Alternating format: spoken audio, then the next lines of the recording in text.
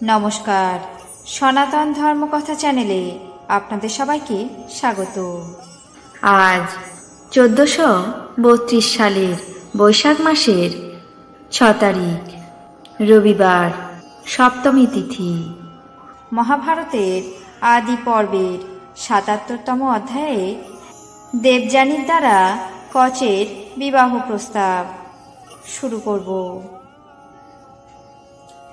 নারায়ণং নমস্কৃত্য নরং চৈব নরোত্তমং দেবীং সরস্বতীং Basham ততো জয়মুদীরয়েৎ।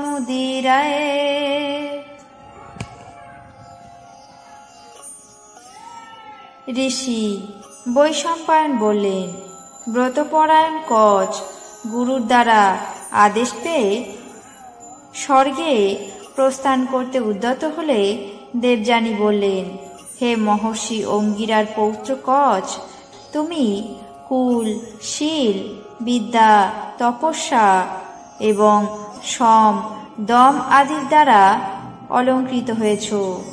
মহাযশা অঙ্গিরা যেমন আমার পিতার মান্য, তোমার পিতা বৃহস্পতিও সেইরূপ আমার পূজনীয় এবং মান্য। এইসব আলোচনা করে আমি যা বলছি শোনো। হে তপস্বী, তুমি নিয়মস্থ বা ব্রতনিষ্ঠ হলে আমি তোমায় বিশেষভাবে শুশ্রূষা করতাম। এখন তুমি তোমার বিদ্যা লাভ করেছ, আমি তোমার প্রতি অত্যন্ত অনুরক্তা হয়েছি। অতএব মন্ত্র উচ্চারণ করে আমাকে বিবাহ করো। কচ বললেন, হে দেবযানী, তোমার পিতা শুক্রাচার্য যেমন আমার মান্য এবং পূজনীয়, তুমিও তেমন আমার কাছে পূজনীয়া। তুমি ভগবান ভার্গবের প্রাণের থেকেও প্রিয় কন্যা। তুমি ধর্মত আমার গুরুপুত্রী, সুতরাং আমাকে এমন কথা বলা তোমার উচিত নয়। দেবযানী বললেন, তুমি আমার পিতার পুত্র নও, তুমি পিতার গুরুপুত্রের পুত্র। কেবল এই জন্যই তুমি আমার মান্য এবং পূজনীয়। কিন্তু অসুরেরা বারবার তোমাকে বিনষ্ট করতে চেয়েছিল। সেই থেকে আমি তোমার প্রতি একান্ত অনুরক্তা হয়েছি। তোমার প্রতি আমি যেমন ভক্তি, সৌহার্দ্য এবং অনুরাগ করে থাকি, তা কোনো কিছুই তোমার অজানা নয়।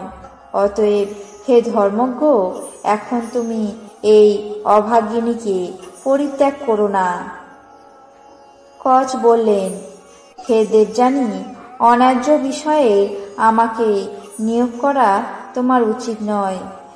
তুমি আমার গুরুর থেকেও পূজনীয়া। এখন তুমি আমার প্রতি প্রসন্ন হও।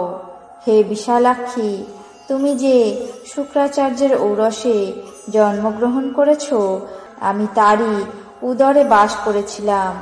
সুতরাং তুমি ধর্মত আমার ভগিনী হলে। অতএব এমন কথা আর বলো না। এতদিন এই স্থানে থেকে সুখে বাস করলাম, এখন অনুমতি করো গৃহে ফিরে যাই এবং আশীর্বাদ করো যেন পথের মধ্যে আমার কোনো বিঘ্ন না হয়। কথা প্রসঙ্গে আমাকে একবার স্মরণ করো এবং সর্বদা সাবধানে আমার গুরু শুক্রাচার্যের পরিচর্যা করো। দেবযানী বললেন, হে কচ, তুমি আমাকে প্রত্যাখ্যান করলে তোমার সঞ্জীবনী বিদ্যা ফলবতী হবে না। কচ বললেন, আমি কোনো দোষের আশঙ্কায় তোমাকে প্রত্যাখ্যান করছি এমনটা নয়। গুরুকন্যা বলে তোমাকে আমি গ্রহণ করতে পারছি না। এই বিষয়ে গুরুর অনুমতিও নেই, সুতরাং তুমি অকারণেই অভিশাপ দিলে। হে দেবযানী, আমি তোমাকে আর্ষ ধর্মের অর্থাৎ ঋষিসম্মত ধর্মের উপদেশ প্রদান করছিলাম, তবুও তুমি আমায় অভিশাপ দিলে। তাই এখন আমি এই অভিশাপের উপযুক্ত নই এবং তোমার এই অভিশাপও ধর্মত নয়, কামত। অতএব আমি তোমাকে অভিশাপ দিচ্ছি, তুমি যা অভিলাষ করছো তা নিষ্ফল হবে এবং অন্য কোনো ঋষিকুমারও তোমাকে বিবাহ করবে না। আর তুমি আমাকে যে অভিশাপ দিলে যে আমার শেখা বিদ্যা কখনো সিদ্ধ হবে না, ভালো, তা আমি স্বীকার করলাম। কিন্তু আমি যাকে এই বিদ্যা অধ্যয়ন করাবো সে সেই বিষয়ে অবশ্যই সিদ্ধ লাভ করবে। কচ দেবযানীকে এমন অভিশাপ দিয়ে সত্তর দেবলোকে গমন করলেন। ইন্দ্র আদি দেবগণ কচকে ফিরে আসতে দেখে বৃহস্পতির সামনে তাকে এই কথা বললেন, হে কচ, তুমি আমাদের সেই পরম অদ্ভুত হিতকার্য সম্পন্ন করেছ, তাতে তোমার যশ চিরস্থায়ী হবে এবং তুমি আমাদের অংশভাগীও হবে।